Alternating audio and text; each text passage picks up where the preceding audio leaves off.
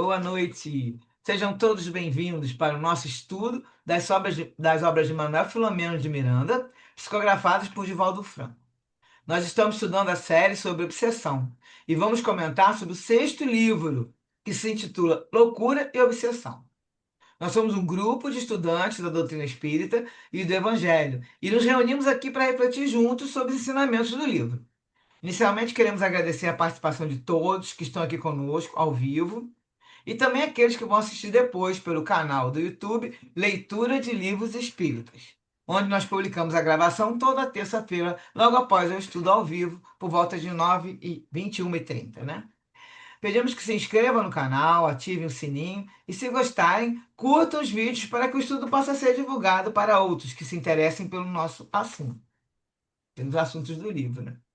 Peço agora que todos desliguem seus microfones para que possamos fazer a nossa oração para dar início à nossa tarefa de hoje.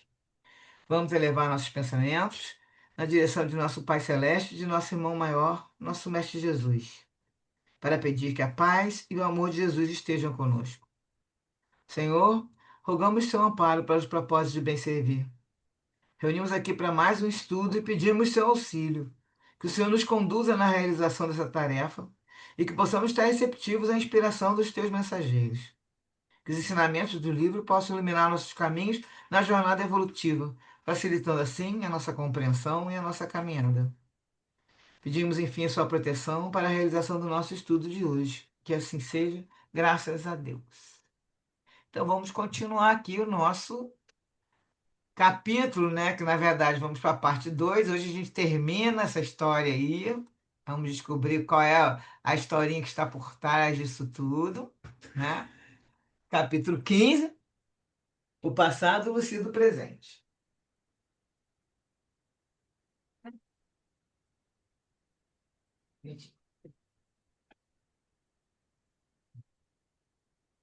Bom, aqui eu botei o restinho da parte um que para a gente lembrar, que ó, terminou. Lá na parte um estava contando, estava explicando, que foi recomendado a Felinto, que é aquele espírito que está ajudando eles lá, né? Que permanecesse imperceptível ao obsessor de Lício e que ele trouxesse o rapaz mediante indução hipnótica, a fim de que dele ser acompanhado pelo perseguidor, que assim ele vem, né, no caso Felinto fica imperceptível, vem o Ulício e o obsessor junto. E quando ele chegasse lá, ele ficaria retido no lugar de trabalho. E aí o capítulo de hoje começa dizendo que, vigorosamente sob controle, o infeliz perturbador agitava-se, esmurrava o ar, por perceber que caíra em hábil plano elaborado para retê-lo. Iniciando o serviço socorrista com uma prece que a irmã Emereciana proferiu, então eles estão numa reunião mediúnica para lembrar no plano espiritual, né? E agora a Emereciana faz uma prece inicial, ela pede para o Bezerra assumir a direção do trabalho. Aí, começando aqui já a reunião, Bezerra vai induzir o espírito vingador, que é o obsessor lá, à comunicação. Isso, lembrando que eles pediram no capítulo anterior, dizendo que iam ter que trazer alguns médiuns, que estava, a Emerecena pediu para os auxiliares trazerem os médiuns, no caso, geralmente são dois, aqui falou, lá não falou bem, não me lembro se falou o número, mas tem que ter médium para, em desdobramento, para que o obsessor, o espírito que está desencarnado, se comunique por meio dele, realmente um médium, para fazer intermediação. E aí, assim que ele vai e vai se comunicar através do médium, ele, tá aqui colocado que ele explodiu numa acusação violenta. E aí o Miranda fala que resumimos. Então tá aqui o ódio obsessor, por enquanto eu estou botando o óculos, daqui a pouco vem o nome dele. Então ele fala: Eu sou Fagundes Ribas, a vítima desses infames pervertidos. Que ele está vendo o Lício e o Nicomedes, né? Sofri-lhes a peçonha em repetidas reencarnações, até que a sorte me permite estar aqui, enquanto eles se encontram na terra, facultando-me o desforço. Tenho sofrido como ninguém pode imaginar. Fui hóspede das regiões infernais por longo tempo, graças ao horror que mantenho contra esses pederastas imundos, que continuam os mesmos. Então ele está colocando que ele ficou hóspede dessas regiões porque ele estava mantendo aquele horror né, aquele ódio em relação a esses dois espíritos. Aí ele continua: hei de aniquilar-me no grande silêncio que apaga a vida. Todavia os levarei comigo. Tenho-os sob controle neste momento, e ninguém os tomará de mim, porque isso viola os códigos da justiça que estabelece: quem deve, paga. Aí o Bezerra fala para ele: é estranho ouvir-te falar de justiça quando fomentas o crime e conduzes a libidinagem, induzindo almas doentes a aberrações e loucuras. Que ele fez a sua vida inteira com isso, né?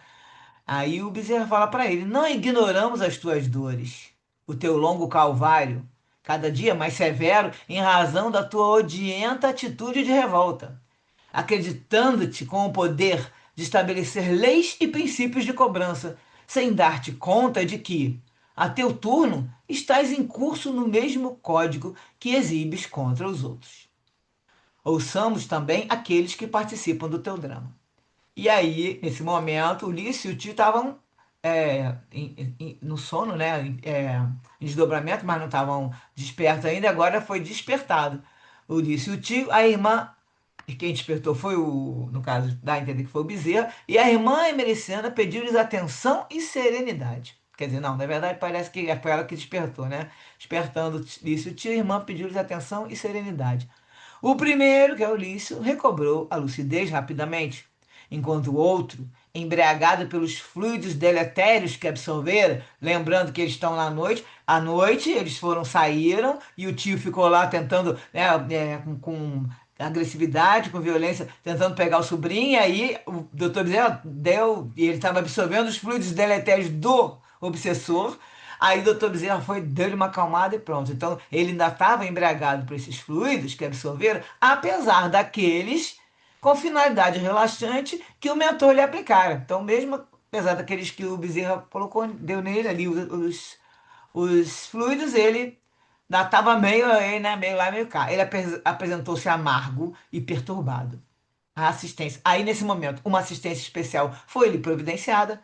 Após isso, que pareceu adquirir o equilíbrio. E aí ele olhou para os lados e surpreendeu-se de encontrar o sobrinho e, em seguida, os demais circunstantes que lhe causaram estranheza. O doutor Bezerra, o Miranda, a Emericiana, a Felinto, tudo ele estava estranhando tudo, porque ele não foi lá, né, ele não conhece ninguém. O doutor Bezerra falou para eles: Desejais entender a trama dos vossos destinos, e aqui nos encontramos para tanto. Tende tento e observai, aproveitando-vos deste magno momento que vos definirá o futuro. E aí, conhecendo os propósitos do mentor, a irmã Emericiana aproximou-se do jovem Lício e, aplicando-lhe energias no centro cerebral, pediu com rigorosa inflexão de voz: Anete, volte à sua realidade. Recorde-se. Reviva o matrimônio, seu momento culminante, a festa anelada, a tarde e noite de sonho que se converteria em desgraça. Lembre-se do seu consórcio com Felipe. Evoque tudo. E aí Miranda fala que eles viram o jovem cerrar os olhos, debater-se um pouco e mergulhar no passado, alterando-se-lhe a forma, que cedeu lugar à de uma jovem, pouco mais que adolescente, no apogeu da beleza juvenil. Vendo-a, o indigitado espírito, que a gente já sabe que o nome dele é Felipe, gritou. Aí eu boto aqui, ó, F de obsessor e Felipe. Eis aí a criminosa! Qual o sortilégio que usou para retornar ao tempo da minha desgraça? Em nada mudou. E, utilizando-se de recurso equivalente, a benfeitora agiu sobre o Dr. Nicomedes, convocando-lhe a memória à ação. Agora é sua vez, Henri. Você lá se encontrava. Retorne ao passado, a fim de dar novo curso à sua atual existência. Então, pelo mesmo processo, o induzido assumiu a personalidade referida. Tratava-se de um homem com aproximadamente 40 anos, trajando-se com elegância, ao costume do fim do século XVIII na França. Sem poder conter-se, Felipe acusou: defronto infelicitador do meu lar, que se uniu de naturada para destruir-me. Aí o Bezerra fala: até agora somente os acusaste. Ouçamos os outros, que têm algo a dizer. E voltando-se para a Anete, Lício, né, propôs: fala, minha filha, narra a tua desdita. Sem mais delongas, sentindo-se estimulada, a jovem contou. Fui constrangida por meu pai a casar-me com este homem quando eu contava 14 anos. Não o amava, mas comprometi-me a ser uma esposa devotada, já que não podia me rebelar ao impositivo que me obrigava. Vivíamos em Compiègne, cidade de Santa Joana d'Arc esteve prisioneira e onde se realizaram grandes eventos históricos. Mimada pelos presentes que ele me ofereceu, casamos-nos e transferimos-nos para sua propriedade, muito antiga, às margens do rio Oise, não sei como é que fala. Se for francês, seria Oise, né? Nascia-me então certo interesse por ele, que, no entanto, não era amor, porém era suficiente para uma vida calma no lar. Na noite nupcial, depois que todos se foram, ele me confessou que esperava de mim uma convivência fraternal, porque ele era incapaz para a comunhão conjugal. De certo modo, senti-me aliviada e prometi-lhe discrição e fidelidade, apesar da frustração que me assaltou, sabendo que, por todo o restante da minha vida, teria que submeter-me a uma renúncia total. E aí o Felipe interrompeu furibundo. Mente a infame! E Bezerra fala para ela: prossegue, minha filha. E aí a Nete Lício vai continuar falando. A princípio, vivíamos uma cordialidade que não levantou qualquer suspeição a respeito do nosso drama. Nesse íntere, seu irmão Henri enviuvou e, a seu convite, veio ficar conosco algum tempo que de forma a recompor-se do abalo moral, pois que a esposa falecera em acidente equestre. No texto até fala que ela era super esperta para andar a cavalo, mas teve um acidente equestre e ela morreu. E aí foi um abalo muito profundo, né? Que o irmão não esperaria. E o Henri, é irmão do Felipe. Então, aí chamou ele para a casa dele. A partir da segunda semana em que o hóspede se encontrava em nosso lar, a vida em comum foi se tornando insuportável. No caso, Felipe passou a dizer-me que notara o meu interesse pelo outro, que me vestia para ele, e certamente que já nos preparávamos para o adultério. Profundamente surpreendida e chocada com a acusação, reagi, afirmando que nem sequer pensava na pessoa referida, e a gentileza era o dever de anfitriã, de que me procurava desincumbir. Exasperado, tornava-se selvagem, submetendo-me a tormentos morais inimagináveis, enquanto ameaçava interromper a sua e a minha vida, caso eu me queixasse a Henri. Ninguém pode imaginar o tormento de uma jovem inexperiente, ela tinha 14 anos, né? Torturada por um marido enfermo. Tais foram as acusações, que, sem o desejar, fui me aproximando do cunhado, cuja presença se me tornou um refrigério. Percebi que o agradava e, sem que nos apercebêssemos, passamos a amar-nos. E aí o Filipe fala, caluniadora, infeliz. Aí agora, nesse momento, entra o Henri falando, né? O Nicodemos, o Nicomedes, falando, tudo verdade. Meu irmão sempre foi um atormentado, em razão de sua deficiência. Eu, no entanto, ignorava quanto. Ao nos unirmos, no caso, ele e a Anete, né? Num momento por ele facultado, em face de uma viagem que ele empreendeu, deixando-nos a sós, é que tive a dimensão do sofrimento de Anete e dos suplícios que lhe eram impostos. O casamento não se consumara 6 meses depois, apesar de os seus atos escabrosos serem impostos à quase menina. E aí o Felipe vem gritando: Vocês traíram-me, e vilmente. E o Henry fala, o Nicomete, né? É verdade, e creio que faríamos novamente. Amei a menina desde que a vi, embora a dor e a saudade me alanceassem. Mantive, porém, a discrição e o respeito, até quando a loucura dele empurrou-nos um para o outro. Quando ele interrogava a respeito da tristeza, que passou a refletir-se no rosto dela, contrastando com a beleza e a alegria juvenil anterior, ele propunha-me que a distraísse, que passeássemos. Então ficava meio que jogando o irmão, né, para cima dela, né? Aí ele fala: parece-me que se sentia bem, atormentando-se, imaginando qualquer vulgaridade que não havia ocorrido. E aí, na época que ele viajou, aí ele fala aqui que após nosso relacionamento, falei para que eles ficaram juntos nessa época que ele viajou, né? Falei para ela que teria de ir-me, tão pronto ele chegasse, já que seria impossível continuarmos naquela situação ambígua. Os acontecimentos precipitaram-se. De regresso, e como se adivinhasse o que houvesse sucedido, Felipe examinou-a sob humilhação terrível. Exigiu-lhe a confissão, depois do que surrou-a e a reteve presa na alcova, enquanto desapareciam as marcas do seu selvagismo. Eu ignorava a ocorrência e informei-me dos meus planos para retornar à minha casa. Muito calmo, já sabedor do delito, exigiu-me, quase, que ali me demorasse por mais algum tempo, pois que deveria viajar outra vez e receava deixar a esposa a sós. Concordei, a mim mesmo prometendo dignidade durante a sua ausência. Afirmou-me, né, o Felipe, que ela se encontrava enferma e desculpava-se por ficar na alcova. Ao partir, vinha tomar conhecimento do fato degradante e propus fuga à Anete, ao que ela concordou. Arrumamo-nos às pressas e partimos no dia imediato, deixando-lhe uma carta elucidativa, reprovando-lhe o caráter, embora a nossa não fosse a conduta ideal. Conforme vinha saber depois, ele houvera planejado um retorno intempestivo naquele dia da nossa fuga, a fim de surpreender-nos e ceifar-nos a vida sob a alegação do adultério comprovado.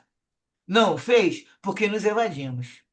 Quando chegou, cientificando-se da ocorrência, ele enfureceu-se. Vingativo e petulante, mandou-me propor um duelo, assumindo a postura de um cavalheiro ofendido. E como o problema veio ao conhecimento público, não tive alternativa senão aceitar e ganhar a luta matando-o. O amor por Anete era superior às minhas forças. Entretanto, o fratricídio, porque ele matou o irmão, né, tornou-se-me um suplício. Recordava-me dele caído, varado pelo projétil, empapado de sangue, ameaçando no momento extremo. E aí o Felipe, ele lembrou falava do Felipe falando: se houver justiça no lugar para onde eu vou, hei de ser vingado. E ele continuou falando: o médico que o acompanhava na emergência nada pôde fazer. A partir daquele momento, embora tivesse a felicidade ao alcance da mão, a melancolia me assaltou. E menos de um ano depois, sucumbi. Era ele quem me infligia remorso e dissabor, quando se viu livre do lado de cá, vivo e perverso. Então, depois que ele matou o irmão, que é no caso desse obsessor, o Felipe, ele ficou do outro lado, né? Obsediando que nesse caso aqui é o Henri, que é o doutor Nicomete, e obsediando ele, ele foi, né, sucumbindo, foi ficando ligado naquela energia, e aí morreu, se sucumbia. E depois da morte, ele conta agora, impôs-me após a morte muitas e novas dores, com os marginais em cujo grupo se homiziou. Então, ele se juntou àqueles grupos que ensinam a se vingar, né? Lembra que tem lá no plano espiritual, e ficou em cima dele, depois da morte ainda, impondo dores, deve ter feito tortura e tudo com ele. E aí agora volta a Anete Lício falando novamente. Continuando a história, né? Acusada pelo povo e familiares, eu parti para Paris, após vender o que me cabia, pensando em viver. Ainda não completara 16 anos. Foi isto a minha total ruína, porque, inexperiente e sem apoio, segui vias torpes, degenerando na libertinagem por longos anos, embora estivesse em casas de luxo, igualmente infectas e degradadoras. A sífilis encerrou minha carreira alucinada. E aí o obsessor, Felipe, me interrompeu. E falando para o Bezerra, isso é suficiente para liberá-los da culpa? E aí o Bezerra responde, não, não é suficiente. Pelo contrário, constituiu-lhes uma herança infeliz de que não se liberaram. Então essa é a primeira encarnação. Nós estamos lá no século XVIII, né? E a Anete, que é o Gelício, e era casada com o Felipe. Aí vem o irmão Henry, acaba ficando com ela, e com isso tudo acabou que terminou essa encarnação aí, todos mal, né? Então, que ele termina aqui contando, é, o Bezerra falando, da mesma forma, não lhe permitiu o direito de, após exaurir Henri, com os seus sequazes além do corpo, junto com, né, com o passo dele lá, perseguir Ranete na terra e depois dela. Então ele ficou obsediando todos os lados, o Henri, o Ranete, e ficou lá no plano espiritual. Aí ele conta, aí está Bezerra contando, que a divina misericórdia que tudo oferece para ser preservado o equilíbrio, trouxe-vos para o Brasil, noutra experiência em terras de Piratininga, que fui procurar é São Paulo, onde o clima de resgate kármico era-vos mais bonançoso. Tá lembrando aqui que não existe a palavra karma no espiritismo. Kardec não usa essa palavra. Bezerra, Miranda usam sempre aqui em função de dizer que é a causa e efeito. Nada de karma lá do Oriente, que é aquela ideia. É uma ideia aqui sempre de colocação de causa e efeito, ou seja, o clima do resgate, o que eles fizeram, né, que eles causaram. A causa agora vai ser o efeito. Então, eles têm que consertar isso, têm que reparar isso.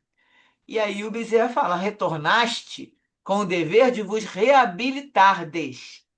Ele está falando isso para o Felipe, né? O obsessor que chama Felipe agora, que era Felipe. A Nete renasceu para consociar-se novamente contigo. A Nete, que agora é Lício.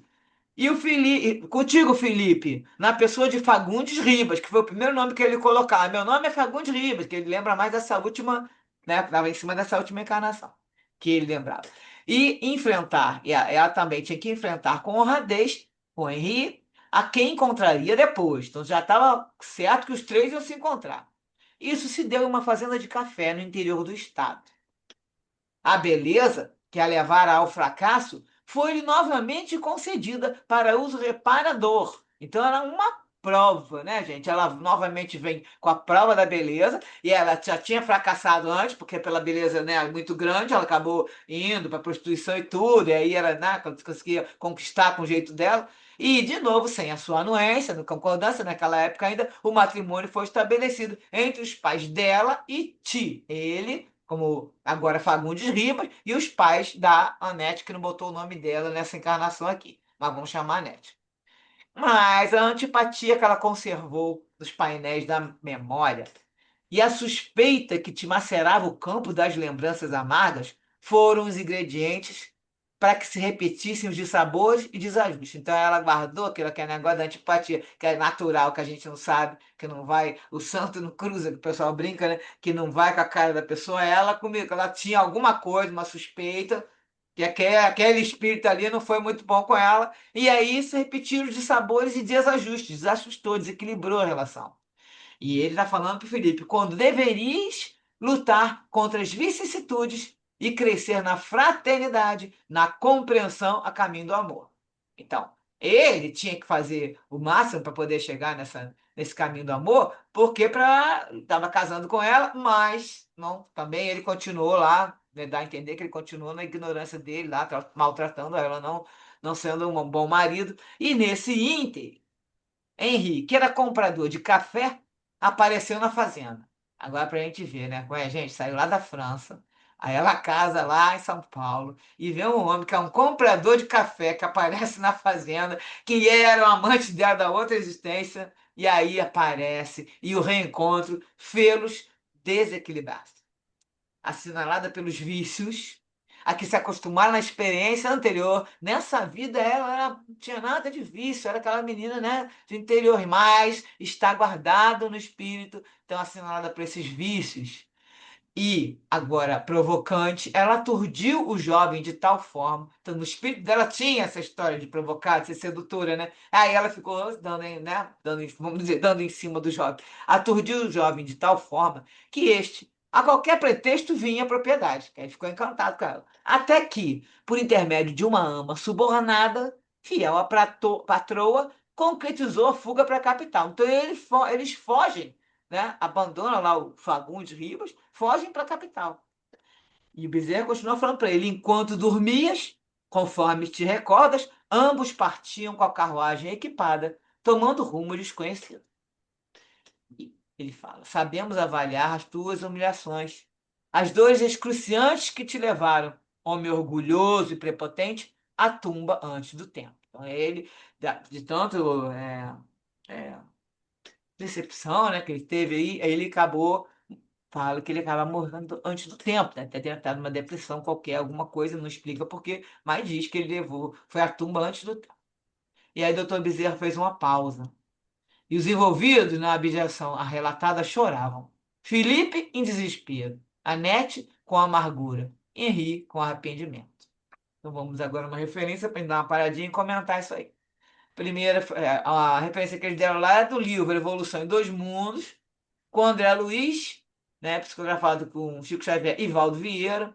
no trechinho que eles vão falar sobre o amor, porque aí eles comentaram muito, o amor, é paixão, o que que é o amor, né? Isso aí que a gente escutou e até agora tem alguém que tem amor aí? Nenhum deles, né? Até os dois mesmos casais de amantes, é tudo na paixão, amor mesmo, a gente não encontra. Então ele vai falar aqui, fala o André Luiz, sobre a evolução do amor. Entretanto, importa reconhecer que, à medida que se nos dilata o afastamento da animalidade quase absoluta para a integração com a humanidade, o amor assume dimensões mais elevadas, tanto para os que se verticalizam na virtude, como para os que se horizontalizam na inteligência. Nos primeiros, na virtude, cujos sentimentos se alteiam para as esferas superiores, o amor se ilumina e purifica, mas ainda é instinto sexual nos mais nobres aspectos, imanizando-se ou imantando-se as forças com que se afina em radiante ascensão para Deus. Nos segundos, que são aqueles que se horizontalizam na inteligência, cujas emoções se complicam, o amor se requinta, transubstanciando-se o instinto sexual em constante exigência de satisfação imoderada do eu. De conformidade com a psicanálise, se vê na atividade sexual a procura incessante de prazer. Concordamos em que uns, na própria sublimação, demandam o prazer da criação, identificando-se com a origem divina do universo, enquanto que outros se fixam no encalço do prazer desenfreado e egoístico da alta adoração. Os primeiros aprendem a amar com Deus, e os segundos aspiram a ser amados a qualquer preço. A energia natural do sexo, inerente à própria vida em si, gera cargas magnéticas em todos os seres, pela função criadora de que se reveste. Cargas que se caracterizam com potenciais nítidos de atração no sistema psíquico de cada um. Ao nível dos brutos, ou daqueles que lhes reinteiam a condição, a descarga de semelhante energia se efetua indiscriminadamente, através de contatos quase sempre desregrados e infelizes, que lhes carregam, em consequência, a exaustão e o sofrimento como processo educativo. Então, é o caso aqui, nós estamos vendo, na verdade, desses dois, né, que basicamente que fala aqui desse tipo de, de relacionamento, seriam mais o Nicodemo, comédia, e o Ulício, que agora, né, já passaram três, estamos na terceira encarnação deles, reencarnação, a primeira na França, a segunda no interior do Brasil, São Paulo, e agora estão os dois aí, mais os dois encarnados, e o outro, que é o Felipe, que foi, na verdade, o traído na primeira e na segunda reencarnação, ele agora está como obsessor, está desencarnado. Então vamos aqui agora avaliar o que a gente já viu aí de texto.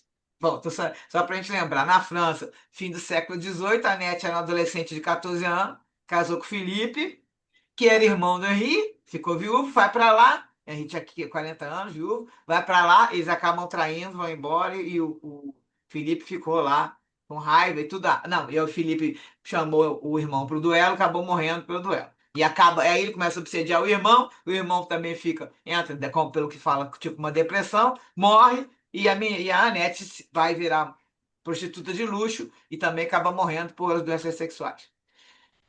Depois reencarna no Brasil, a Anete casa com Fagundes Ribas, e aí, para teste, veio o outro que comercializar café, né? E aí ele vem como amante, de novo eles fogem, e larga o Fagundes Ribas, lá traído, dá a entender que ele morreu antes do tempo. E agora a terceira fase, Lício, Doutor Nicomedes e o Felipe com obsessão.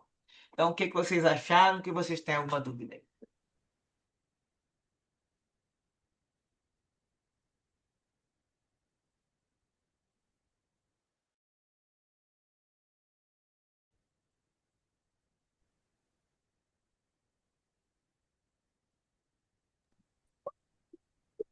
O Sueci, essa história parece uma novela, né? Impressionante. E isso me lembrei de um livro que eu li recentemente, chamado Eustáquio, que conta a história de 15 séculos de, de experiências, né? Reencarnatórias dele. E assim, é muito interessante porque confirma tudo isso aí que o Manuel Filomeno passa para a gente, né? Que a gente vai de reencarnação em encarnação e continua cometendo os mesmos erros. A gente guarda essas reminiscências do passado, mas leva muito tempo para que a gente consiga superar tudo, né? Aprender, não repetir os mesmos erros, comete outros, acaba adquirindo outros débitos. E é muito interessante essa história desse livro, mostra que ele só começou a melhorar quando ele reencarnou como mulher. Impressionante. Cada um tem uma forma de se sensibilizar, né? Ele melhorou, ele começou a trajetória dele se melhora quando ele reencarnou como mulher. As duas seguintes reencarnações como mulher. E, e no caso, ele teve uma série de experiências, né? E essas experiências a gente lendo, a gente se identifica e pensa, nossa, vou ficar quieta, né? Porque a gente começa criticando. Não é possível que ele vai fazer a mesma coisa. Mas depois a gente para para pensar, peraí, e a gente, né? Que a gente não lembra, por misericórdia, a gente lembra, mas quantas vezes a gente errou, né? Quantas vezes a gente está repetindo os mesmos erros, mas não sabemos, né? Então, muito interessante essa passagem que o Grande passa, manda para gente, porque isso aí é uma lição para a gente, e eles estão cometendo os mesmos erros e vão seguindo, até que eles melhorem. Tá? Não vem mãe, do outro, porque tem coisas que só o amor A materno, né, a muitas voz está vezes. picotando um pouco, cara. Fala mais perto do microfone. Está Ah, picotando. tá. E tá melhor. Tem situações que só vindo como mãe, né? Uma pessoa sendo a mãe da outra para poder curar, né? Esses ódios. Então, eu não sei, eu não li o livro, esse livro, então não sei o desenrolar, né? Mas, enfim, vamos ver o que que vai acontecer, cenas dos próximos capítulos, né? Você está falando aí, além desse que eu cheguei a pegar no livro, mas aí eu também estava com outras coisas para ler, eu vi lá muitas, são várias reencarnações, né, dele. É, o que acontece é que a Ivone Pereira também, quando eu consegui ver um geral, porque eu li o livro final que fez vamos dizer, um resumo da existência dela, a Ivone. Ela, desde que ela estava. Começa lá no ano 30, né, como dançarina. Ela veio errando todas as encarnações e tendo todas as. To- todo amparo ali divino. Na última, antes de ser de ser Ivone, ela vem com o Charles já no Espiritismo, porque foi na época ali, da época do Espiritismo, e ele é espírita, e chamando ela, ele era médico, pedia para ela ir com ele lá para o hospital para fazer. Aí ela não queria escutar sobre as coisas dos estudos do pai, mas ele lia o Evangelho para ela, segundo o Espiritismo, toda noite fazia, já estava bem adiantado, ele voltou para tentar, ele já tinha tentado várias vezes, né? Todas as encarnações, ela sempre traindo, sempre egoísta, sempre cuidando dela, e aí acabava caindo no mundo aí por orgulho, vaidade, e aí chegou nessa penúltima, que a gente sei, Ivone, e ela vem e ele fica lá tentando ajudar de tudo, tudo. É impressionante como é que você vê o espírito, o pessoal fica tentando ajudar e ela continuou, fez tudo errado novamente. E aí, eu não me lembro se nessa última também ela se suicidou. Ela se suicidou em duas, mas acontece que você vê a experiência. Ela veio como Ivone, rica, ou Ivone, como cada hora vem o nome, né? Rica, bonita, e com várias vezes.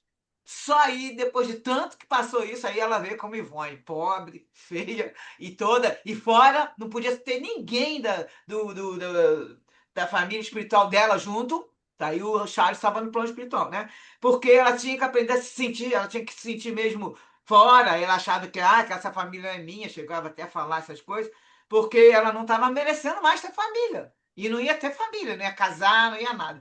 Assim, lógico que a história tem mil coisas muito legais, vale muito a pena ler os livros. Eu não estava conseguindo ler antigamente, achava aqueles textos chatos, mas quando eu li o último, né, que é Antes de Ivone, e aí me clareou para trás, eu comecei a ler os romances todos, cara, e agora com mais calma.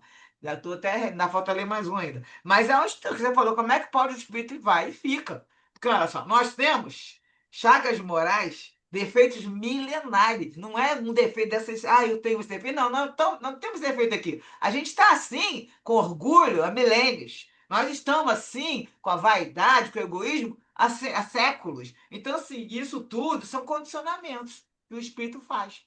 Aí vem essa história. Você vê que a segunda reencarnação, ela veio, casou lá com o Fagundes, foi para a fazenda, mas mostra aqui no texto que ela tinha aquilo nela. Então, assim, por ter esse tipo de. Ele usou até a palavra aqui que ela tinha antipatia, mas ele usou que. Deixa eu ver onde que ele usou a palavra. Ele fala que ela tava com aquilo já no espírito dela, né? Então, assim, não foi porque o cara era mau, cara, é porque ela já tinha. E aí, quando chegou lá, o Henry já fazendo as visitas à fazenda, ela já começou a jogar o charme dela e pronto. Mesmo, e de novo ela teve a beleza, como coloca aqui, que levou ela para casa, foi como prova de novo, para uso reparador, ou seja, agora mesmo dela, você vai ter que resistir, né? Porque aí ela estaria com aquela situação, opa, eu posso conquistar, porque eu sou bonita. Se fosse muito feia, eu não ia tentar conquistar ninguém. E aí deram de novo para ela beleza, mas ela ficou com isso ali. E o que acontece? Ela falou, assinalada pelos vícios, a que se acostumaram na experiência anterior, ou seja, ela já tinha aquele vício da libidinagem, tudo ali. Então, disso já vem na França, São Paulo, e agora voltou, continua no Lício, porque ele continua sentindo a mesma coisa. Ele só. Aquela história que a gente fala, o obsessor só vem se tiver uma chaga. Então, pegou nele o quê? Justamente aquela. Né, a mente depravada, e aí ele era para poder passar por isso, acabou de novo com a amante. Mas nós temos também, gente, não é só coisa ruim, né? Nós também temos algumas virtudes, alguma coisa de bom. E é por isso que a gente tem, que é muito importante, a gente se esforçar ao máximo nessa reencarnação de começar pelo nosso fazendo autoconhecimento, começar a observar e identificar o que que a gente está fazendo que não é bom para o espírito, né? Que está dentro da lei de Deus, que não é bom para um espírito fazer, qualquer coisa que a gente identifique, pelo menos a gente observando, vigiai e orai, né? A gente observando, a gente começa já aí domar essas más inclinações, que é o verdadeiro espírita, né? O esforço que ele faz para domar as más inclinações. Então, mesmo que você está tentando domar, não domou, caiu, levanta, continua. Mas você já sabe que você tem aquela fraqueza moral ali. Então, prestar atenção. Por isso que é muito importante. Porque se a gente começar a vigiar e começar a consertar agora, nós vamos começar a sair, fazer, como falou a história do amor, né, que comentou aqui no final, vai ser o amor de virtude. Aquele amor que aspira a ser. A gente aprende a amar com Deus. A gente quer. É o que fala na verticalização, que fala aqui, né? É aquele amor que assume dimensões elevadas para se verticalizar na virtude. Então temos que ver que o amor se ilumina, purifica. Esse amor, que não é para. Não vou ter um casamento, nada, não. É porque tem que estar tudo ligado a essa fraternidade, o amor, no máximo de grandeza. Nada de chegar na satisfação, como coloca aqui, do egoísmo, que foi o que aconteceu, que a gente já viu no outro capítulo falando do. Do do caso do tio, né? Que é egoísta, quer saber. E o menino falando, por favor, me ajuda com a história. Não, não quer saber, é o prazer desenfreado e egoístico na autoadoração, que aí é nesse ponto. O que mais que vocês viram aí? Essa história é. Vamos ver, né? Que agora estão levando a chance, né? Terminando aqui o texto, a gente vai ver que vai falar outras coisas. Tem mais algum comentário? E aí? Eu tinha que eu já. Engraçado, né, Sul, Diga. que o Ah, Henry era companheiro da Net nas outras vidas, né? Assim, parceiro, né? Queria o bem. Mas como Lício, né? Ele abusou dela, né? No caso dele, né? Do Lício, né? Engraçado, acho que é o vício, é, né? Do Nicomendes, né? Acho que comédia. o vício nele é tão grande que, né? Passou por cima e da É, afeição que ele tinha por ela. no Aí meio agora, né? Nesse livramento no plano espiritual, talvez ele mude, né? O doutor Bezerra fala, né? Deixa a Nete em paz, né? É, no caso, você comentou uma coisa interessante, porque Tem no uma feição primeiro. de sobrinho e tio, né? Porque no primeiro ele tava, disse que acabou se afeiçoando por ela, né? Acabou gostando e coisa e tal. Aí no segundo ele já era amante, ou seja, já tava meio, já não tinha muito caráter, né? Que era É, uma fazenda, vai roubar a mulher do outro, já não tinha muito caráter. Então, a gente nunca sabe de uma essência para outra, tanto que ele ia pro plano espiritual e o Felipe, a pessoa quando vai pro plano espiritual e recebe vários tipos de tratamentos, de tortura, tudo, também lá a pessoa fica afetada. Ela não se, vamos dizer, ela não estraga, vamos dizer, desequilibra o perispírito só aqui encarnado. Desequilibra lá também. Tanto que a gente já leu vários textos falando que por ter passado muito tempo preso lá naquelas né? regiões Vai marcando o perispírito, né, a Su? Vai pessoa marcando. fica desequilibrada. Então ela vem com aquele desequilíbrio. Aí, quem sabe também que ele foi desequilibrando de tanto que o outro. Porque aqui, no caso, está colocando, vamos dizer, o outro foi mais malvado, né? O obsessor, né? Que é o Felipe, desde a primeira. Aí ele atacava, aí a Aham. pessoa saía, aí ele voltava. Aqui não colocou no texto se ele depois, vai falar agora, acho que vai falar. Depois dessa segunda reencarnação, se ele também atacava de novo. Mas ataca sim, porque tanto que o Bezerra fala para ele no começo: mas quem é você para falar em justiça? Se você é o primeiro a ficar instigando, porque ele força. Opa, vou botar os dois juntos, né? Queria que os dois fossem. Ele estimulava o lixo a ficar indo para depravação. Uhum. E a derrota, a Pra você ver destruição como ele do era lixo. doente, o Felipe, né? Mentalmente doente. E, na verdade, o ódio dele é maior que o Lício. Mas ele sabe que o outro está junto, mas o ódio maior, Uhum. maior é que ele nem vê, que ele fala, olha É ela o aí, Ulisses. sabe? Que agora apareceu do Uhum. jeito que ela era antigamente. Ele vê, né, como mulher, e aí ele agora tá com ódio dela. E não quer saber se é outro, se é menino, o que que é. Então, assim, o sentimento desse tio, no caso, é, com o sobrinho, foi o caso de, aí que tá, egoísmo. E no caso é sexual. Queria saber, não estava ali por amor, né? Não é nada disso.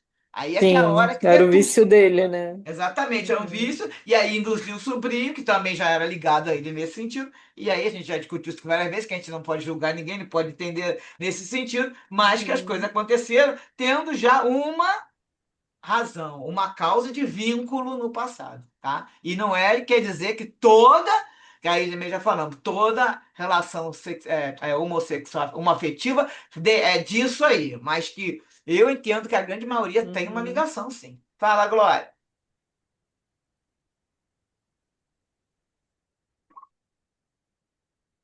Glória tem que abrir o microfone. Tá? Agora, Eu estava botando o dedo em outro lugar. E veja só, no momento em que ele casou com uma menina de 14 anos ou 16, mas sabendo que ele não teria condições físicas para manter um casamento dito normal, com as relações sexuais, com os filhos, que à época era o desejo de toda mulher. Agora a gente escolhe, não, não quero ter filho nenhum e deu. Mas naquela época a mulher era criada para obedecer ao marido e colocar filho no mundo. Então ele já agiu de má fé nesse momento. Então, ele não é flor que cheire, não. Coitadinho, todo mundo traiu ele, mas. E lá atrás? Era isso. exatamente. E ele, tanto que você vê, o caráter dele também não prestava, porque além do mais, ainda bate. Depois você vê como é que ele era, né? Batia nela, e aí fez várias, que diz que ela. E ela falou: ninguém imagina o que é ser. Porque a idade é 14 anos, é uma menina, apanhando de um cara que dá a entender, mais ou menos, porque se o irmão tinha 40 ele devia estar nessa faixa entre 40 digamos que fosse mais novo, mais velho, mas nessa faixa que antigamente o pessoal tinha filho um atrás do outro de 30 e tantos anos para 40 e poucos anos, e aí ele vem já com né? Que é pra que quer casar com a menina, realmente, como você falou. Ela, você viu que no começo ela falou que se sentia aliviada, mas depois ela falou, poxa, mas não vou ter nenhuma vida, né? Vai ser só aqui, vai virando. Como você falou, era muito um sonho, né? Sonho de casar e ter filhos. E ela não ia ter nada. Ela falou uma abnegação total, né? Que ela fala. Realmente, então ele não é nem um santo. Tanto que o Bezerra fala pra ele, você tá pensando que justiça, que eu acho que vai ser mais na frente agora. Fala justiça com as próprias mãos, ele vai falar. Vou ler então aqui o resto para a gente discutir mais, ó. Mais um restinho aqui do texto. Então aqui. Continuando o texto do capítulo, né? Então, depois que estava todo mundo chorando, né? Dr. Bezerra prosseguiu, relatando os motivos passados dos desencontros presentes. Então, ele agora vai continuar, vamos dizer, concluir. Não pretendemos trazer a presença de outras personagens para esclarecermos o vosso infortúnio, porque sois todos infelizes, sem dúvida. E aí continuou contando a história, que aí eles fugiram, né? O amante com ela. Chegando à capital, os fujões instalaram-se bem, já que o amante, que agora, né, a segunda reencarnação, embora não fosse rico, possuía recursos expressivos. Mas algum tempo transcorrido e a antiga propensão para a luxúria de Anete, ou seja, continuava com as chagas morais de luxúria, de depravação. Isso conduziu-a à irresponsabilidade, à traição, quanto mais, ou seja, ela traiu ele também. Então o negócio dela era realmente no caso, não era gostar, era aquele lance, né? Era depravação, era paixão e não tinha nada de amor por ninguém. Aí ele expulsou ela, esse amante que levou ela embora para a cidade, expulsou ela do lar, pelo companheiro trajado, era o Henri. Aí ela refugiou-se no outro, utilizando-se da aparência, novamente falando da beleza dela, para os enganosos triunfos e poder. Então ela pegava um, aí era bonito, coisa e tal, daqui a pouco passando de um para outro lugar. Então ela foi, vamos dizer, de homem em homem, aí só chega, a gente não diz como é que termina, mas Bezerra fala que a morte, que a todos chega, misericordiosa, trouxe os dois irresponsáveis de volta. Tanto ele que tirou lá de casa, né? E como amante, e aí trouxe eles de volta para o plano espiritual. E vos engalfinhastes em luta destrutiva. Ou seja, os três estavam brigando de novo no plano espiritual. Que agora, depois que eles passaram isso, aí o que acontece? Reencarnou só os dois. Então agora, numa terceira etapa, continua, apesar da diferença de plano vibratório e constituição orgânica em que vos encontrais. Ou seja, agora não é, tem a diferença dela ter vindo como homem, né? E o tio agora é bem mais velho, e o outro continua desencarnado. Por que que não reencarnou? Não fala. Não temos aqui também como avaliar. Mas deve ter ficado lá com as suas razões, não reencarnou ele e ficaram os dois. Vindo agora como tio e sobrinho. E aí o Bezerra fala: só o amor verdadeiro, sem a injunção da posse e do vício, pode vos salvar. Agora tentar dar a solução. Aí o Felipe, né, o obsessor Felipe, fala: hei de matá-la já. Tanto tempo de infortúnio para mim que não posso esquecer-me de um para outro momento. Reconheço que eu fui um doente, mas a esposa e meu irmão jamais poderiam adulterar sob meu teto. E ele fazia, parece que ele fazia de propósito, né? Porque o irmão falou, ele largava os dois sozinhos de propósito, né? Porque ele devia ter alguma depravação mental ali e já queria ficar imaginando o que ia acontecer.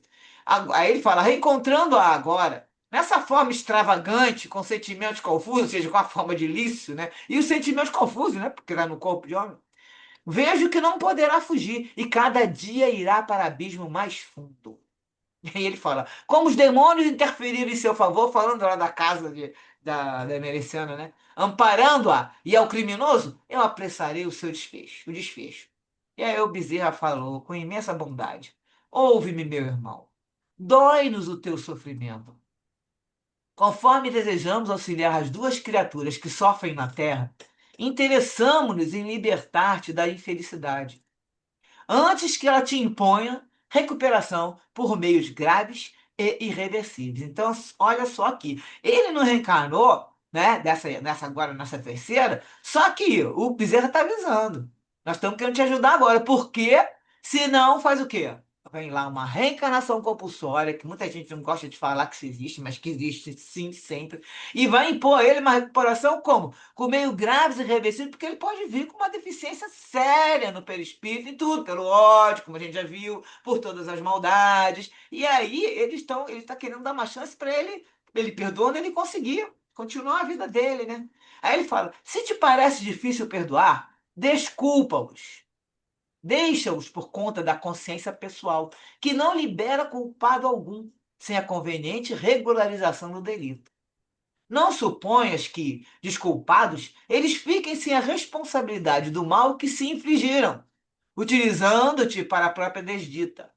Dá-te a oportunidade de aspirar à felicidade que te acena e te aguarda. Aí o mentor se aproximou do médium, que estava, né, servindo de para poder o Felipe se expressar, e tomando as mãos de Felipe, exprobou ao bem, com tamanha doçura, que as resistências antagônicas foram quebradas. Imagina, eu estou Bezerra dando a mão para a gente, aí a pessoa já está com raiva, ela logo abaixa a bola. E aí, inspirada pela irmã emerenciana, a Nétia cercou-se hesitante e suplicou: perdoa-me a loucura. Não sabes como sofro, encarcerada num corpo que não é o meu. Traí e cometi desonras que me pungem quais punhais afiados.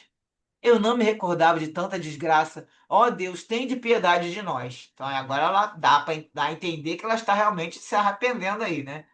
E o Felipe, colhido pelo inesperado gesto da antiga esposa, respondeu: não posso perdoar. No entanto, dei-lhe tempo e este me ajudará a desculpar. Pelo menos não a perseguirei, caso eu encontre algum apoio em qualquer lugar onde possa me acalmar. Então já estava dando lá indireta ali para o Bezerra. E o Bezerra fala para ele: esta é a tua casa, porque é a casa de Jesus. Eles estão lá na casa na onde trabalha Merenciano, né? Não retornarás aos sítios de onde andes. Começarás o tratamento aqui mesmo. E, posteriormente, a reencarnação te aguardará para o recomeço feliz. Pelo que posso perceber, isso te ajudará muito, porque renascerás por intermédio do Dr. Nicomedes e sua esposa. Dr. Bezerra, então, entrega-o, no caso, o Felipe, à irmã emerenciana e informa ao antigo Henrique, que agora é Nicomedes, né? Ele voltará aos teus braços com imensa carência de amor e o receberás com ternura, liberando-te do mal que, na tua área genésica, na próstata, está preparando campo para uma neoplasia maligna. A tua conduta moral apressará, ou não, o surgimento do câncer, ou o impedirá. Serás o autor dos teus futuros dias. Por consequência, respeita e ajuda a NET, na forma de sobrinho inquieto. Auxilia a ajustar-se e não tornes a viciação. E aí ele volta para o lixo e propôs: recordarás de grande parte dessas ocorrências, mesmo com algumas lacunas. As lembranças te ajudarão a frear os impulsos da perversão.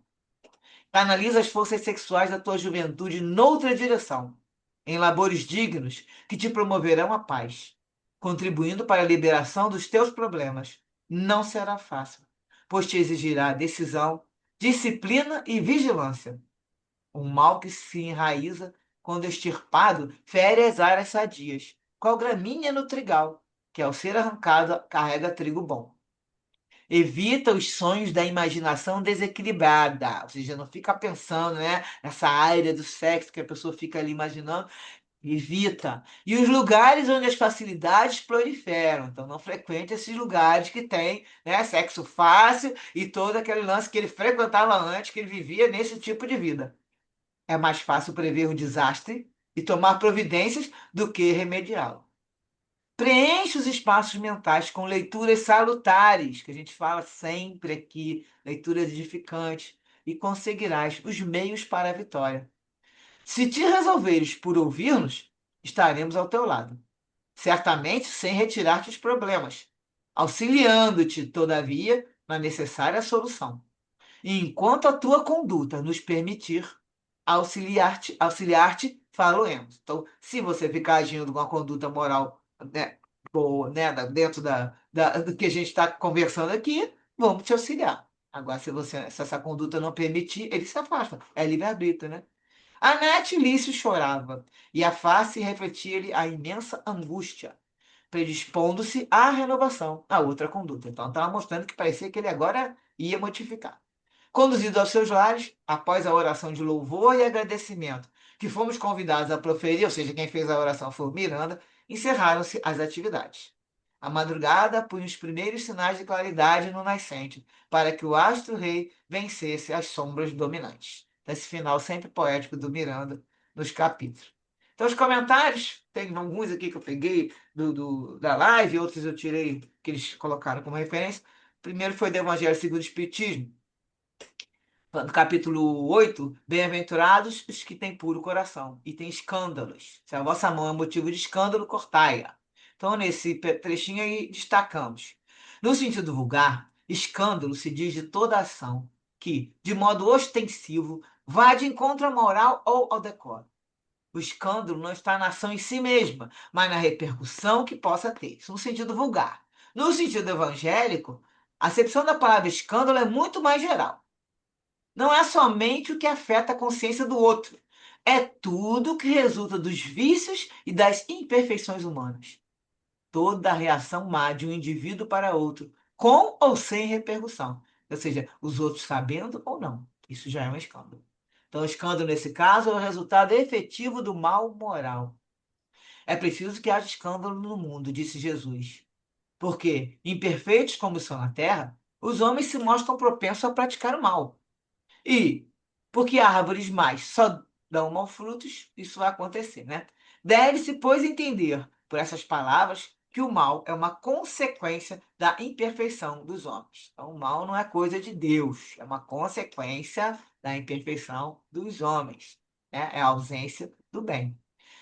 É necessário que o escândalo venha, porque estando em expiação na terra, os homens se punem. Lembrando que punição é correção, é corretivo. Então, os homens se corrigem a si mesmos pelo contato de seus vícios, cujas primeiras vítimas são eles próprios, e cujos inconvenientes acabam por compreender.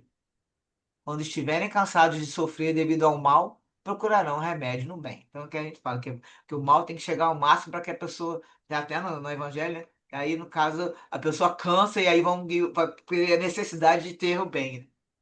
E isso eles falam muito desses espíritos que estão ali endurecidos no mal, que eles chegam num momento, depois de às vezes séculos, talvez até milênios, então, mas tem um momento que vai acontecer deles cansarem. Eles ficam como é que fala, no tédio, né? A gente viu isso lá no primeiro livro, nos bastidores, com o Dr. Tel lá, que já estava um pouquinho de tédio já.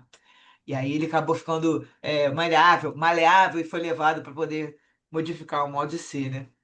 A reação desses vícios serve, pois, ao mesmo tempo, de castigo, ou seja, corretivo. Punição e castigo, se você for no dicionário, todos os dois têm o sinônimo de corretivo. Então, toda vez que falar, Kardec usa muito castigo e punição. Só que eu acredito, inclusive, que eu acho que na hora de traduzir colocaram isso com essas palavras, apesar que antigamente, né, por causa da religião católica muito entranhada, se usava muito punição e castigo. Mas querendo dizer nisso, é um corretivo. Então, a razão desses vícios serve, pois dos vícios serve ao mesmo tempo de corretivo para uns e provas para outros. O castigo, o corretivo, que geralmente é a expiação.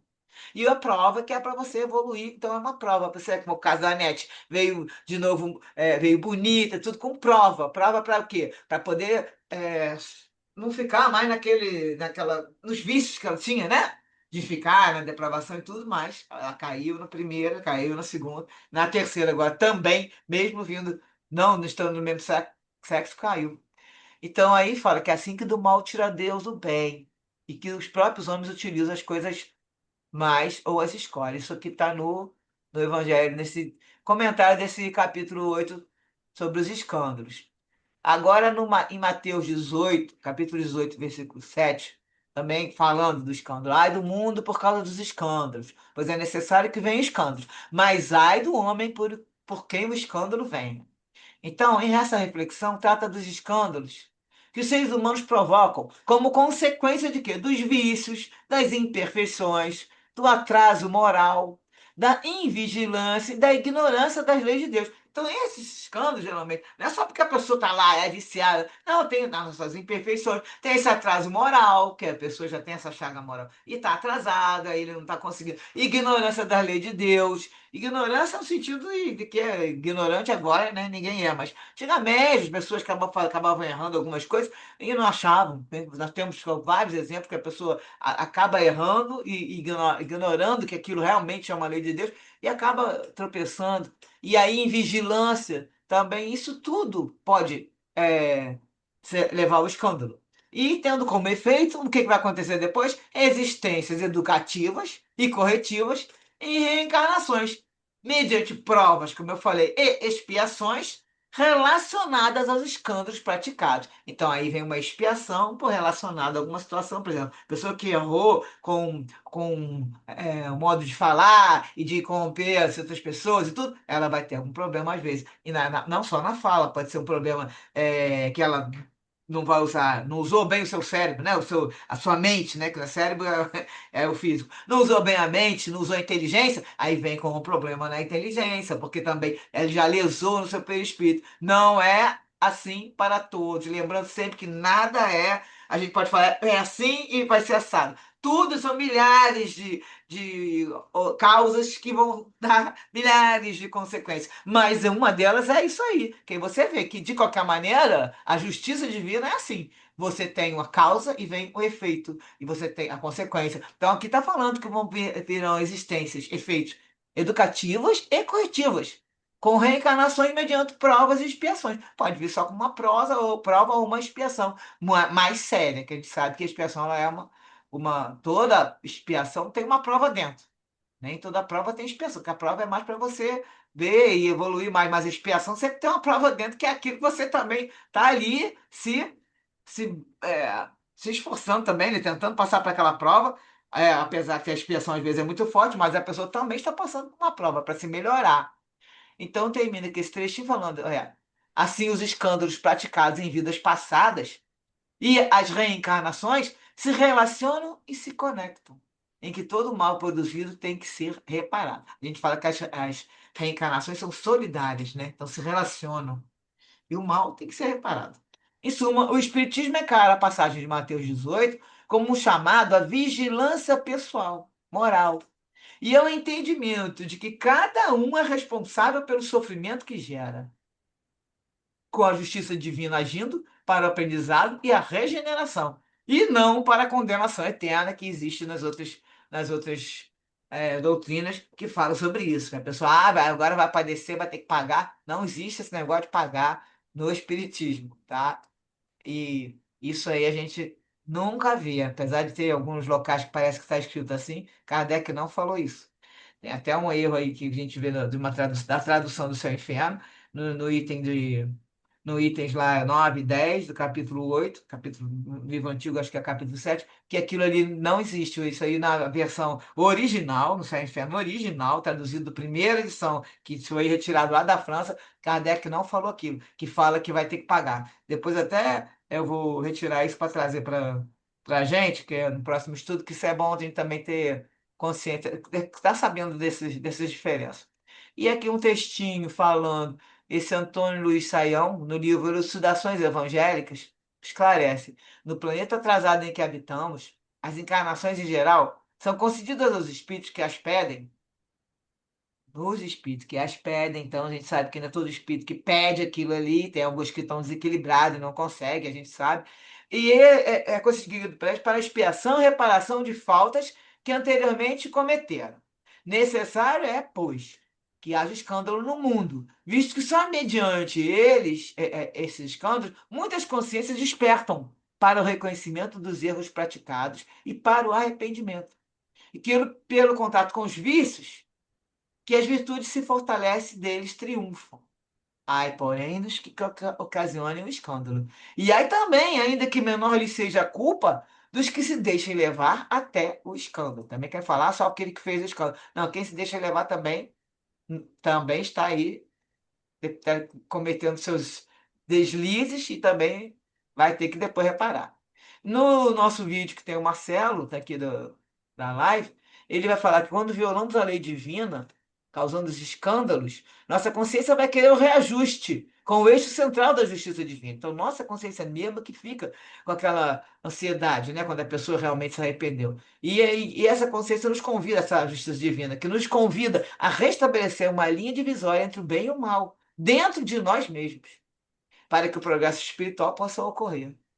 Por não se lembrar do passado, alguns se acham no direito de fazer justiça com as próprias mãos, que foi o caso ali do Felipe, né? Porém, ninguém pode atirar a primeira pedra, pois somos todos necessitados de perdão. A justiça não é a vingança, aí são os vingadores, o justiceiro, né? Quando estamos vivendo junto a alguém, devemos aproveitar a oportunidade para conseguir um crescimento conjunto. Então, seja aquele nosso próximo, que está dentro de casa, ou está no trabalho, aquele que está todo dia ali treinando a nossa paciência, a nossa tolerância. Porque, na maioria das vezes, é um reencontro de almas. Porém, muitas vezes nós repetimos os mesmos erros de existências passadas. A Carla até comentou isso aí do livro lá que ela estava falando, que a gente vai repetir e aí chega à conclusão que recebe os mesmos erros. O espírito, aquilo ali, ele não se livra. Se ele gosta de ser é orgulhoso, é egoísta, aí ele vai e passa várias reencarnações, até ele conseguir, quem sabe, por intermédio de um escândalo, como falou ali em cima, né, levar um sacode e aí acaba se arrependendo do fundo do coração.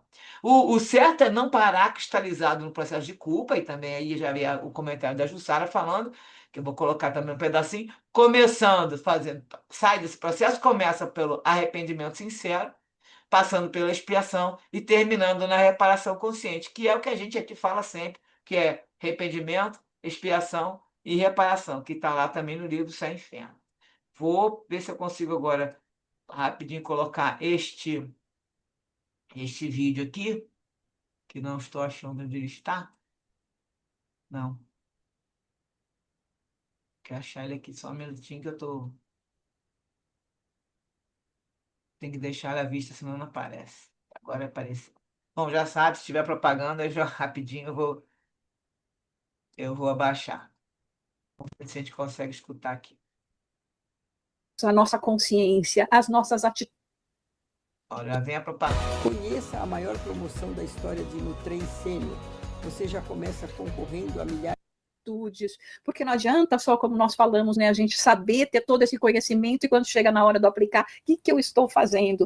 Então não é um esquecimento forçado, né? Obviamente essas relações vão ter que ser muito trabalhadas, mas a gente entender que tem um propósito, e esse propósito é para que essa luz que existe em nós, da centelha divina, e que nós, né, cobrimos com tantas camadas impuras, né, com as nossas atitudes, com os nossos erros, com as nossas permissividades, né, mas que agora, como disse o Marcelo, elas estão, à medida que o espírito vai avançando, nós vamos tomando mais consciência, né, entendendo mais a nossa responsabilidade, o nosso papel. E aí, quando essa dor chega, quando as lágrimas correm, que eu falo, mas eu não quero mais. Não é esse o caminho que eu desejo para mim. Eu não controlo mais o meu passado, mas eu não sou definida pelo passado, eu sou definida por ser filho de Deus, filha de Deus. Essa é a nossa definição. Cada um de nós perguntava para você, o que você é? Ah, eu sou filha de Deus. Eu sou filha de Deus. Se tiver algum rótulo, você não é professor, você não é engenheiro, você não é matemático, você não é pedreiro, você não é pintor, você é filho de Deus. Em todas as nossas encarnações, nós somos filhos de Deus. E como dizia Paulo de Tarso, né? Andai como filhos da luz. Então, esse é o nosso propósito. Como é que nós fazemos para esses relacionamentos realmente transformarem-se em um relacionamento saudável, amoroso, onde existe aquele agrupamento que junto querem crescer para poder cada vez mais andar como filho de Deus? Só tem uma palavra, é o amor.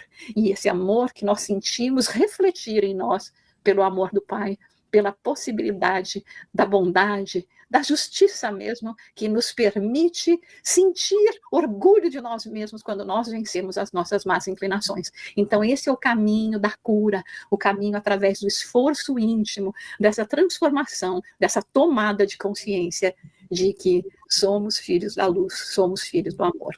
Marcelo, se quiser fazer algumas considerações finais. Então, vê que beleza, né? Bonito. Ela fala, é o que a gente fala aqui, né? Eu não quero, não tenho mais, tenho como controlar o passado, né? Como fazer nada pelo passado, mas nós temos tudo para mudar o futuro. Então, eu não quero mais isso para minhas próximas existências. Se eu não quero ficar sofrendo com uma situação, inclusive eu fico vendo, outra vez acontece isso nessa existência. Às vezes acontece duas vezes, três vezes, a mesma situação. Alguma coisa está avisando a gente. Mas você está toda hora, não é só, tipo, vamos dizer um exemplo prático, um relacionamento, aparece um, depois aí não dá certo, aí aparece outro parecido. E aí você vê que esse modo de lidar, ou a pessoa que chega para você, tudo isso é muito importante, porque a gente tem que ficar olhando as nossas reações. Lembrar que nós não temos que ficar olhando para o próximo, nada de ficar querendo que o outro mude. Isso não adianta, gente. Nós é que temos que mudar o nosso modo, nós nos conhecendo, no autoconhecimento, e depois mudar o nosso modo de encarar o próximo. Porque se a pessoa que está convivendo com a gente, ou que a gente está tendo sempre um relacionamento, um contato, seja lá onde for, em casa, no trabalho, o que for, essa pessoa tem lá o seu jeito de ser, aí, bom, se você pode sair de perto é uma coisa, se é uma situação que você não vai ficar tendo, se obrigada a lidar, mas se não, você tem que aprender a lidar contigo. Olha para o outro com mais tolerância, com compaixão e começa a trabalhar em você, porque nós é que temos que mudar para frente. Então nós temos que estar com isso na cabeça direto o tempo todo. Eu vou fazer a minha próxima existência melhor. Então, se eu ficar aqui agora guardando mágoa, ressentimento, não querendo perdoar, ou ficando toda hora chateada com uma coisa que é sempre a mesma coisa que acontece comigo, eu lá de cara emburrada. Então, alguma coisa está errada. Vamos começar a trabalhar em nós para que a gente possa, na próxima existência, estar muito melhor, porque aí a gente vai lidar com as pessoas, são aquelas pessoas que a gente vê que está sempre com aquele olhar tranquilo, né? Que está sempre bem com todo mundo, está sempre, vamos dizer assim, simpática com tudo, não se afeta com nada, nós vamos chegar lá um dia. Mas depende da gente agora. Agora já começar a modificar o nosso modo de agir, de pensar e de falar. É a hora que a gente tem que vigiar os três para poder ter um bom resultado. Eu acho que o texto acabou, acabou. Então vamos lá para comentários e dúvidas.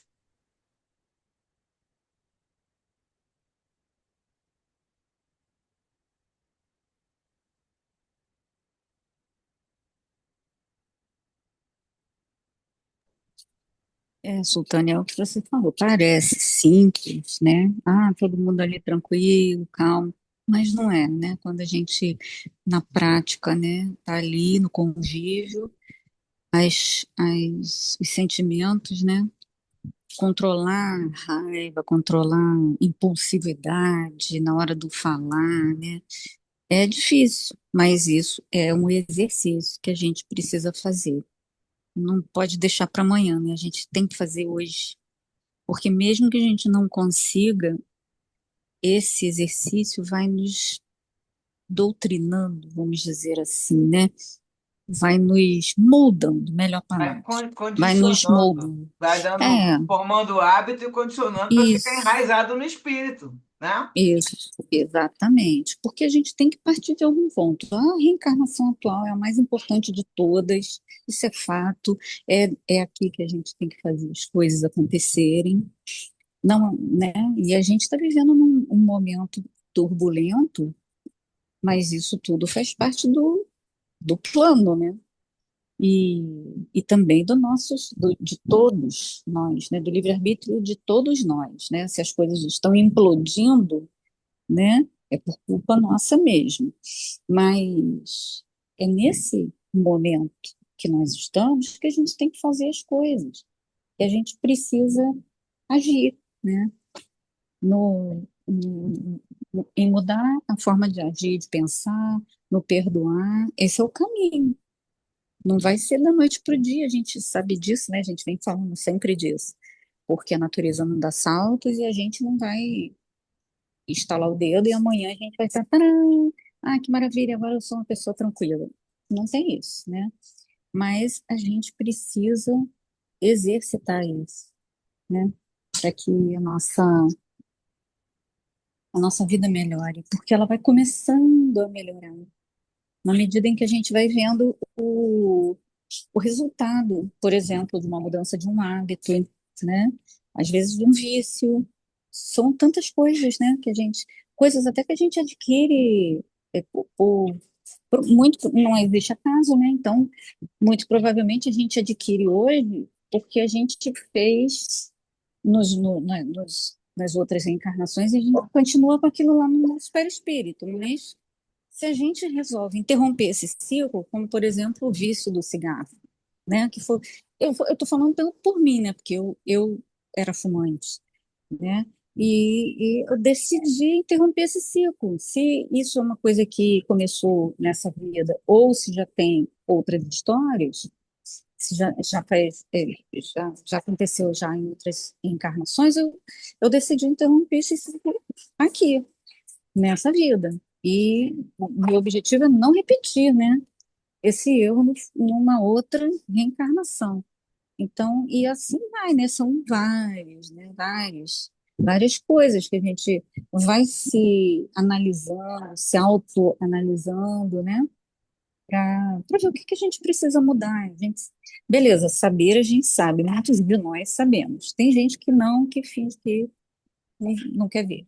Mas eu acho que a gente presumo que quem está estudando, quem está buscando alguma coisa aqui, nos livros, é porque tá com o objetivo de entender aquilo de ruim que tem dentro de si, né? Então, quando a gente tem essa consciência e a gente sabe que a gente tem que fazer alguma coisa, então a gente já está dando o primeiro passo, né? De muitos, mas que faz parte da nossa evolução mesmo, né? O importante é que a gente siga esse caminho com o coração em paz, porque é a beleza do esquecimento do passado, de trazer essa paz para a gente, que a gente possa refazer aquilo de ruim que a gente fez em outras encarnações, né? A gente não precisa trazer todas essas lembranças horrorosas que muito provavelmente são. Leiam o livro, eu vou colocar na descrição do livro, Eustáquio. Vale muito a pena a leitura, porque as histórias dele são as nossas histórias, né? É a de todos nós. Então, os erros que ele comete, que ele vai cometendo de reencarnação em reencarnação, a gente também faz, né? Na hora de apontar o dedo, eu fui a primeira, né? Eu falei, o quê? Não é possível fazendo as mesmas coisas, gente. Quem? Aí depois eu fiquei pensando, quem garante que eu não estou fazendo a mesma coisa? Também, não é? Então, gente, é isso. É isso que eu queria falar. Eu quero porque lembrar aqui que a gente está fazendo o nosso futuro. Então, nesse trechinho aqui, olha só como é que é importante.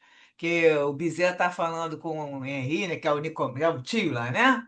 Aí, que ele agora, o obsessor vai voltar como filho dele, né, do doutor. E ele fala para ele voltará para teus braços com imensa carência de amor e o receberás com ternura. Falando para ele, ó, trata de receber ele com ternura porque pode haver aquela história da criança, né, quem sabe, mas ele vai estar com carência de amor, ou seja, tu já acabou com a minha vida 2 vezes, vamos ver agora se como filho, né, você tem um amor por mim e pronto, vamos transformar isso em amor. Que ele fala assim, que assim você vai se libertar do mal que na tua área genésica, na próstata, está preparando um campo para uma neoplasia maligna. Por quê? Aí, exemplo, sim, não vamos generalizar, mas a gente sabe que toda vez que um órgão nosso, o nosso corpo material é afetado, pode ter certeza, né, que até os psicólogos explicam, né, não os médicos, a pessoa tem um problema interno que acaba caindo naquele lugar. Então, muitas assim, várias vezes as pessoas que têm um problema na próstata, além da idade, vamos dizer, né, que a idade também já vai pegando. No caso dele, ele estava novo, né? Esse tio aí não tá. Ele tem uma situação, né, relacionada àquela área. Então, na área sexual, ele, como estava preparando o quê? Uma neoplasia maligna porque ele estava agindo errado, não estava na conduta correta. E aí ele fala: tua conduta moral apressará ou não o surgimento do câncer, porque já estava lá colocado. Ele estava criando um câncer, porque não estava agindo correto, fazendo mal, e aí isso ia se respingando lá para formar um câncer na próstata. Vai surgir ou não o câncer, ou ele fala, apressará o surgimento do câncer, no caso, se ele continuasse, né? Ou o impedirá.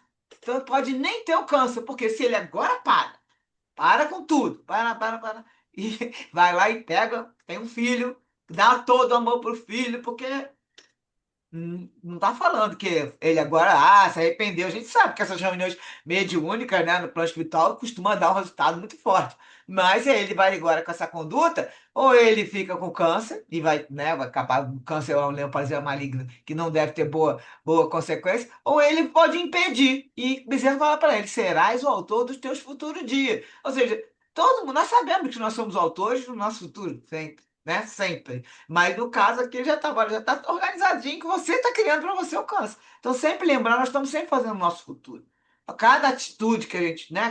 Como eu falei, cada pensamento, cada palavra, cada atitude que a gente vai jogando para o universo, para pensar, isso é uma coisa correta, eu estou agindo, né, dentro das leis de Deus, né? Aí eu tô, tá na lei de Deus, mas assim também, mas eu fiquei chateada, né? Fiquei com raiva de fulano e fica mantendo. Aí você fica aquilo guardando, porque que a gente começa sempre a raiva, aquela reação instantânea, todo mundo tem, mas você ficar guardando aquilo, aí é que te vai começar a desequilibrar o seu perispírito, causa problemas sérios e vai te trazer doença. Você começa, a gente fala, somatizar. Essa palavra já é antiga. Essas doenças, né, psicossomáticas, que se fala, olha quantos anos já leu esse livro aqui do Miranda, ele já falou lá com o Bezerra que os estudos aconteceram, tá, não sei se já tem um século, que tem mais de um século, aliás.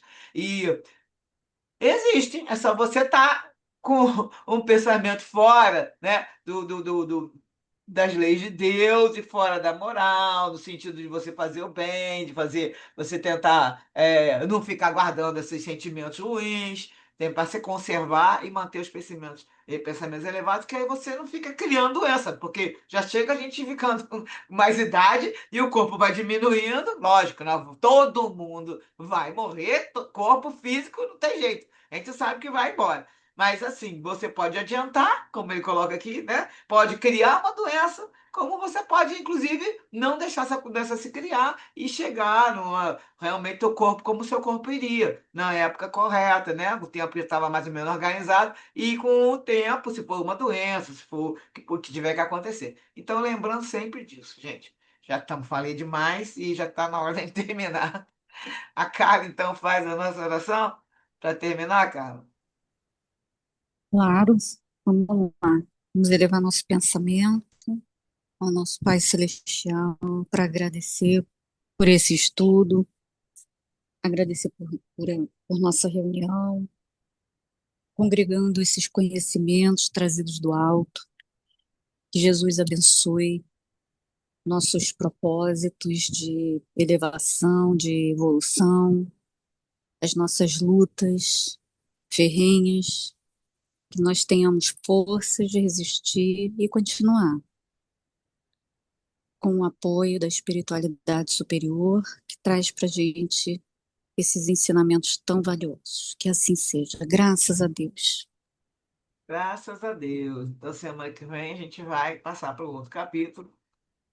E, né, o capítulo 16, que eu não sei qual que é, porque eu estava muito envolvida com esse aqui, e eu não comecei a mexer com outro ainda, mas terminamos essa. Parece, né, que agora foi resolvida a história deles, né? Então, terça-feira que vem, estamos juntos. Beijos, boa noite para vocês Tchau, tchau, todos. boa noite. Valeu, tchau. Tchau. Vai, deixa eu ver onde pausa. Está.